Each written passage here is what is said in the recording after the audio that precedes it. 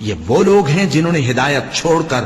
گمراہی اور بخشش چھوڑ کر عذاب خرید لیا. یہ آتش جہنم کی کیسی برداشت کرنے والے ہیں. یہ اس لیے کہ اللہ نے کتاب سچائی کے ساتھ نازل فرمائی، اور جن لوگوں نے اس کتاب میں اختلاف کیا وہ ضد میں آ کر نیکی سے دور ہو گئے ہیں. نیکی یہی نہیں کہ تم مشرق و مغرب کو قبلہ سمجھ کر ان کی طرف منہ کر لو،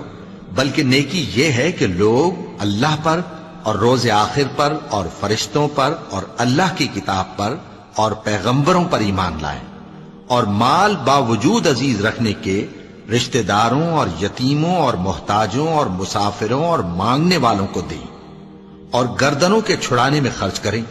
اور نماز پڑھیں اور زکوٰۃ دیں، اور جب عہد کر لیں تو اس کو پورا کریں،